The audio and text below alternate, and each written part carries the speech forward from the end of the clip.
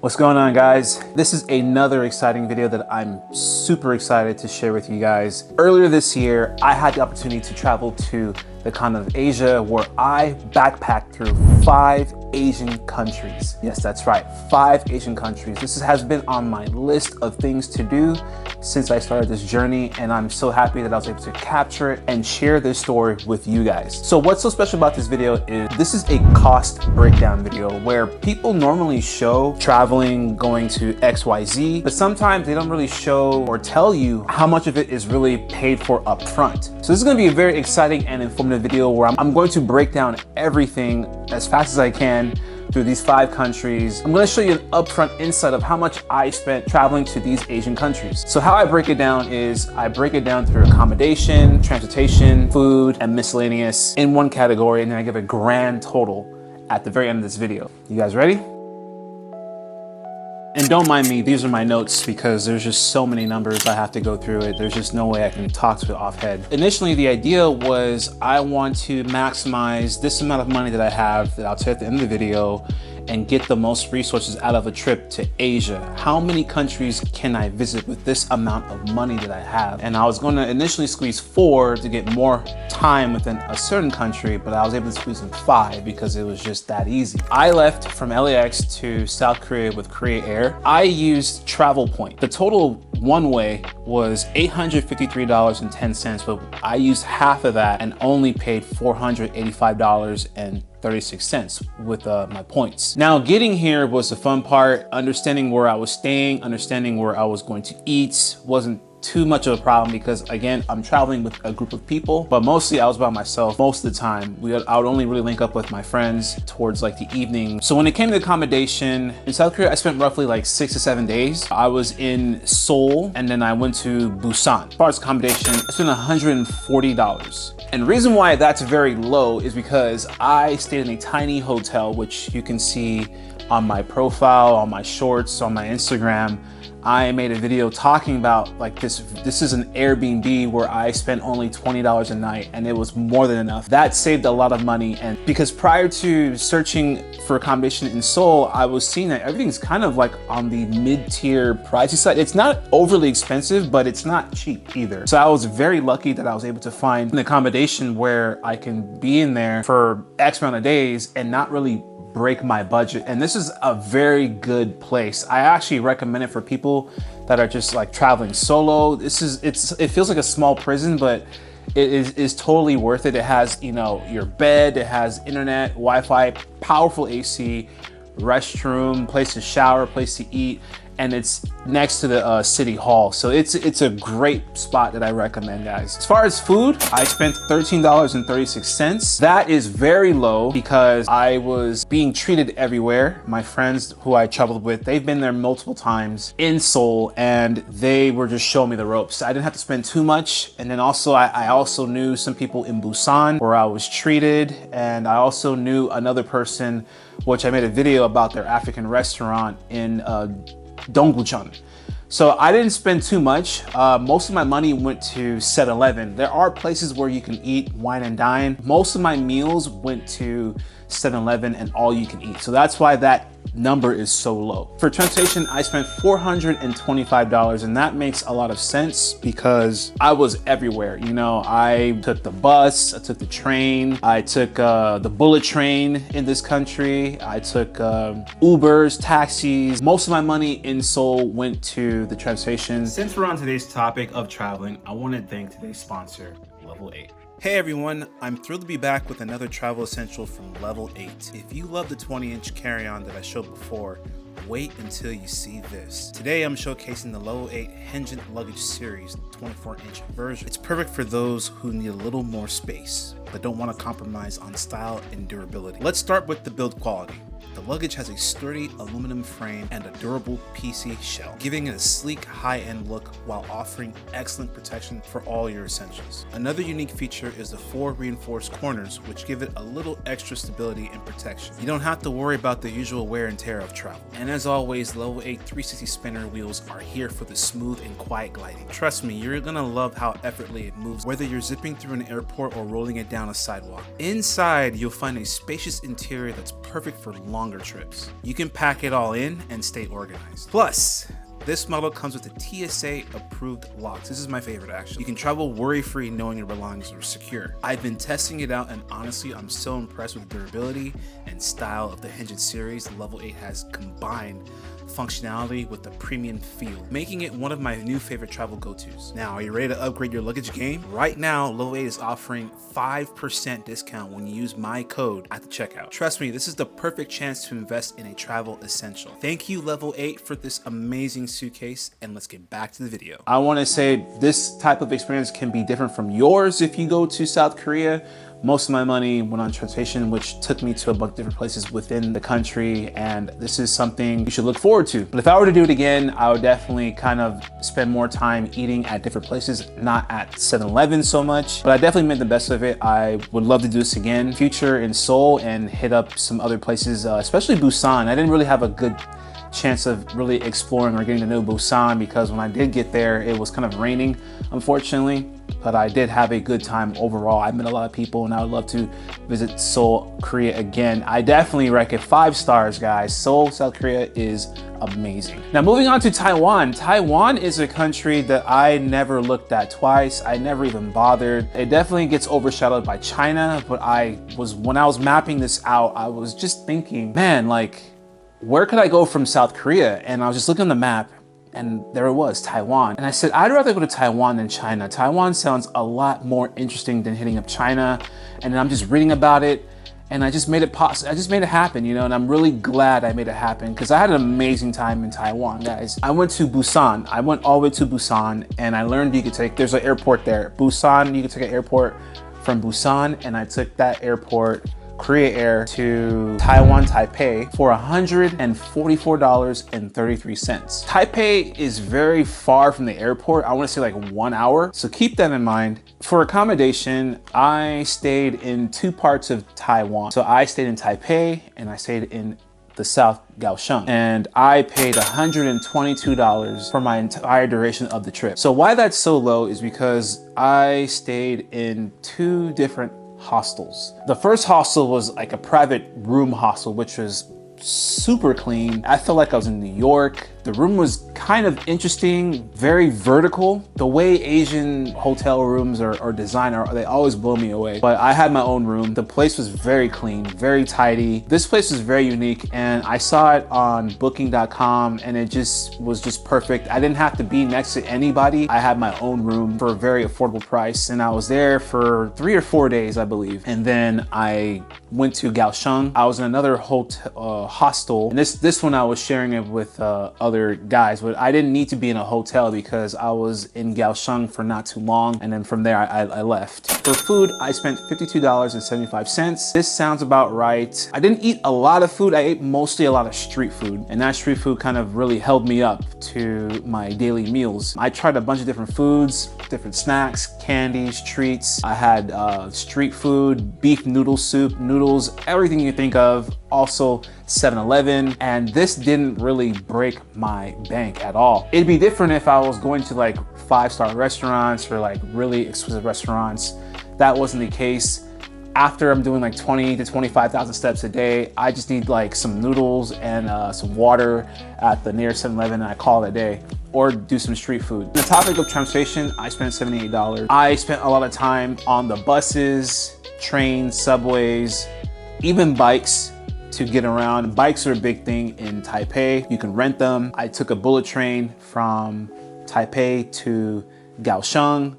I took some boats, some ferries. I did a lot of different things, and this is how much money I spent doing this. So when you get to Taiwan, definitely maximize your transportation. They really make it easy and understandable for anyone to come in and just take the subways or trains to get around. You can take Ubers too, but they have a really good subway system where it didn't really affect my budget or my dollar too much to where it's breaking my bank.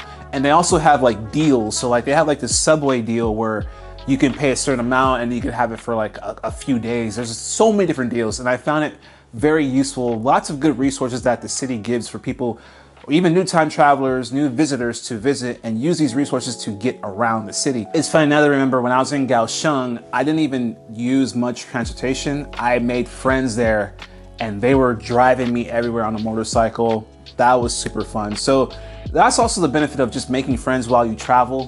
When you have that charisma, when you have that energy attracts, and people will be wanting to be next to you. So just me being myself, I was able to attract good people, and they showed me around Kaohsiung without even I don't even remember spending much. I don't think I spent much in Kaohsiung. All I spent was just on my my room stay. I had friends showing me the night markets. I had friends taking me out. I had friends showing me around the city on their bike. People were just treating me left and right. So that is a big part of why I didn't spend so much in Kaohsiung. Now things got a little interesting and a little difficult leaving from Taiwan to Vietnam. So before you go to Vietnam, guys, you definitely need to get a visa. Don't think because you have like a certain passport that you just walk up in there. Definitely do the research. Get a visa, and not just for Vietnam, for any country. Always research where you need to go, what you need to do, and just be smart. But I was expressing like getting from Taiwan to Vietnam was a little difficult because I was denied one time for Vietnam for just like a name issue. Maybe my middle name didn't show on my passport or the application, something like that, but I had to apply twice, which kind of gave a little stress, you know. Vietnam was a little annoying, you know, getting in there. So I flew from Kaohsiung to Vietnam, Ho Chi Minh with Viet Airjet. They were taxing me so much on my carry-on luggage, which is a check-in to them. They identify as a check-in because the Viet Airjet is a much smaller plane compared to like United or most American airlines or even other Korean airlines or Japanese airlines. Viet Airjet recognized my carry-on as a check-in, and I just didn't want to do that.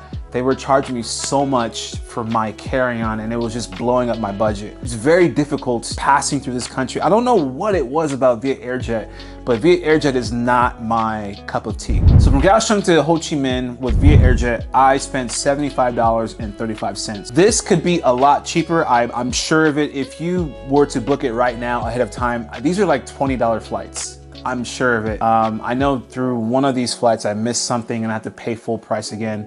Most of these flights are $20, $25, $30, you know, if you do it right. So Vietnam, I spent the most time. I spent about like 2 weeks there because I was traveling with friends that I met on the trip. So in South Korea, I traveled with my friends and my cousin, and then I was kind of like by myself in Taiwan, and then I met up with other friends that I met on other trips, and we met up in Vietnam. This was a party of 4. We decided we're gonna stay in Vietnam because we had learned it's just so economic, it's very affordable, you can have a really good time in this country. So we kind of just made Vietnam like the middle spot to kind of hang out, relax, also take our time to venture through the country. So for accommodation, what I spent in Vietnam in total for Vietnam is $300, and that's very high. I'm gonna tell you why. I was staying in hotels, I was staying in Airbnbs, but I was also staying in luxury hotels. One specifically is a golden hotel in Hanoi. This place was amazing, guys. I did the research, I read about it, I learned about it, and I said, I wanna make content in this place. This is a golden luxury hotel. This was hitting almost $200 a night, and it was definitely well worth the money, guys. I highly recommend it. You don't have to, but if you're in Vietnam, why not? For food, I spent $130. That's not bad for 2 weeks. There's so much food to eat in Vietnam, and it's very economic based. You know, there's soups, salads, there's sandwiches, banh mi. Mostly I'm eating the soups. I had like McDonald's for one video, but all their foods are very economic and they're healthy. So I was splurging a lot actually in this country. I was eating a lot of food. I'm feeling good, I'm feeling healthy, I'm energized. These foods are really good and delicious. Banh mi's are 50 cents or something like that. 130 is not a lot because I was splurging. Like I was literally eating everything everywhere. So spending extra money on food in Vietnam didn't really hurt the bank, or it didn't really hurt my pockets at all. Now, transportation in Vietnam was very interesting because this was the most economic Uber rideshare that I have ever been on. I'm telling you, I could literally go from like my hotel to a destination and it is under a couple dollars. When you get to Vietnam, maximize the transportation resources in Vietnam because it is very economic. Guys, it's very economic. You'll be surprised. I was even surprised how cheap it was just to get around. Again, I spent $130 getting around on transportation. It didn't hurt my pockets whatsoever because it's just so economic to use their ride sharing systems in that country. Leaving Vietnam, I had a couple choices of where I wanted to go, but if you look on the map, Vietnam borders Cambodia. So this was a perfect opportunity to kind of figure out what is the best way to getting to Cambodia. Can I walk? Can I drive? Can I take a plane? Can I take a bus? What I ended up deciding to choose was a bus. So if you guys don't know, there is a bus system that takes you from Vietnam to Cambodia, vice versa. It's called the 1-2-Go bus. So from traveling around all Vietnam, I went back to Ho Chi Minh. I took the 1-2-Go bus. This transportation cost me just $35 to go from one country to another. And it wasn't even that long. It was like what? Couple hours. Super easy, guys. Just $35. If you want to take a plane, that's totally fine with you. If you want to drive, that's totally fine with you. But there's Vietnam borders Cambodia. They're literally neck and neck. So you don't have to think about it too much. You can just take a bus and that'll take you from Ho Chi Minh to the border of Cambodia. And you can go from Ho Chi Minh to Siem Reap to Phnom Penh, however you want to do it. I went to Siem Reap. So Cambodia, unfortunately, I didn't stay too long and I really wish I did stay longer because I ended up having a really good time at the last 2 days. I think I only spent about 4 days in Cambodia. I definitely slept on this country and I really would want to return in the future. I felt a lot of peace there. So for food, I spent $26, which is nothing. Their food is also very economic based. Very healthy. They're not called egg rolls, but like the equivalent of egg rolls, spring rolls or something like that. I love their food. Here, I didn't eat so much street food. I was definitely eating at the restaurants. You know, you got like your rice, your meats, your egg rolls, your water. Everything is like $6. These are like full meals for like $5, $6. Sometimes like $6 is actually a lot. You have your whole meal, your whole dish for like $4, $3. Really big meals, guys. For transportation, I spent $54 and this is the ride sharing that they have. You can Uber, but they have like their own built-in tuk-tuks. Yeah, tuk-tuks are like the main thing that people use in this part of Cambodia to get around. Uber, yes, you can call Uber, but it's very easy to tell the people at the hotel, hey, call me a tuk-tuk. I want to go to XYZ. So most of my money went on the tuk-tuks, and keep in mind that they also use the American dollar here as well. As far as accommodation, I didn't spend anything because my friend was covering it. She was just trying to help me out get through my journey, so God bless her. And Cambodia is a place I would love to revisit again. I really don't feel like I got a lot out of it. Just seeing like the tourist spots, Angkor Wat, met some people. I really want to explore Phnom Penh this time. I came across a lot of opportunity out there, people that I met within just 6 hours, and I definitely want to revisit that place in the future. From Siem Reap, I took a plane, and this, oh my God, I almost didn't make it. I almost didn't make it. I bought a plane ticket like super last minute from Siem Reap to the Philippines, Manila, and boy, they taxed me, man. They taxed me. This was actually the most expensive flight, and I don't know why it's so expensive. I think the airport that I flew out from doesn't exist anymore. They built a new airport and it's much farther now. From Siem Reap to Manila, I took AirAsia and I spent $170 one way, guys. This is very expensive. This is also last minute, I believe. I almost didn't make it. So Philippines is like, I don't know what's gonna happen. I've always heard about this place. I don't know what's gonna happen, but let me just ride it out. I was in the Philippines for about a week and I hit up a couple different places. I hit up Manila, then I hit up Bacolod, then I hit up Palawan Islands. When I went to the Philippines, I told myself, I want to see the most beautiful beaches in the world, and I went to the Palawan Islands. And I also stayed in Manila just to get a feel of like BGC, and I also went with a friend of mine who's from a different province of the Philippines called Bacolod. So I spent about 7 days in this country, really just taking my time getting to know this area and also just filming and enjoying the experience as I'm going. For food, I spent about $70, which is fair. Most of the money that I spent on food was between Manila and Palawan. When I was in Bacolod, I was completely treated by my old coworker from my old job in San Francisco.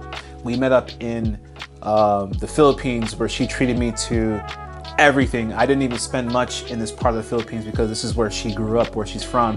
So she showed me around everything in this part of the Philippines. I didn't spend much. Most of my money on food went from Manila and Palawan. Transportation, I spent about $100. I believe that's fair because, again, I mostly traveled around Manila and Palawan Islands. So to get from like Manila, you gotta, I think I took like a plane, and then when you travel on the Palawan Islands, there's like boats you take around, and I rented some scooters, I rented some dirt bikes, a couple different things. So that makes a lot of sense of why it's only like $100. That's very fair. It's very fair. For accommodation, I spent about $80. So again, most of my money was in Manila, where I stayed in a hotel to myself, and then in the Palawan Islands, I had to make a choice of being between the hostels, really good hostels that have really great reviews, or hotels. So obviously I want to be in the hostels because I want to be surrounded by other people, other like-minded people, other creators, other travelers, nomads, whatever you want to call it. And I'm really happy I made that choice, because had I been like in my own hotel, I probably would have not met half the people that I know today. Definitely in the Palawan Islands or even the beaches, research the hostels before you decide to make a commitment to a hotel. If you want to be by yourself, that's totally fine. But if you want to meet other people, like really other people from other parts of the world, hit up the hostels in the Palawan Islands. And yeah, so I spent about a week there. Philippines was one of my best destinations throughout the entire trip. The Philippines, Taiwan, South Korea, you know, Vietnam, not so much, but I definitely had an amazing time in the Philippines, and I would definitely want to revisit this country in the future, guys. I had a blast, and I didn't really spend too much in this country, so I'm totally okay with how much money I spent here in the Philippines. And now for the topic of miscellaneous, this number is $800, and miscellaneous could be just things that didn't fall under accommodation, food, other, or transportation. You know, there are just maybe like my phone bill I had to pay, maybe it's like a credit card bill, maybe it was some clothes, you know, at some point it was raining, or I had to like wash my clothes, take it to the dry cleaner. You know, there's a lot of different topics that come under miscellaneous, but this number was $800 in the topic of like other or miscellaneous that came up that I had to deal with during this trip. And now, guys, for the grand total of how much I spent. For the grand total of everything that I accumulated traveling to 5 Asian countries, what I spent in total was $2,420. And I think that's a very fair, valid number for how I managed, how I did. Could this number have been shorter? Yeah, just by a little bit. Could it have been higher? Of course. I want to do more things. I want to stay longer. It could have been a much higher number. But what's interesting is how I've seen people spend $2,500 in just like 1 week or in just one country. I'm actually very proud that I was able to spend this amount of money traveling to 5 different countries. 5 different countries, guys. That's amazing. So I just want to share this number with you guys. Just want to give you like an upfront perspective of like how I traveled to these countries, how much I spent, give you like an idea, and maybe encourage you to do it yourself as well. If you enjoyed this video, guys, let me know in the comments below. Let me know where you're going to for 2025. Let me know what Asian countries you plan on visiting, or let me know what kind of countries you want to visit in the future. If you have any questions of like how much I spent or something I wasn't very clear about, let me know in the comments below, guys. Don't forget to like, share, and send it to a friend, guys. If you want to encourage someone else, like, hey, look at this guy who went to these Asian countries, look how much he spent. It's very doable, guys, very doable. Asia has always been like the backpacking destination anyway. So with that being said, guys, thank you so much. This is the end of my video, and I'm so glad that I was able to share this insight with you guys. I look forward to making more videos like this in the future. Again, let me know if you have any comments, all right? I'll see you in my next video, guys. It's getting late. Take it easy.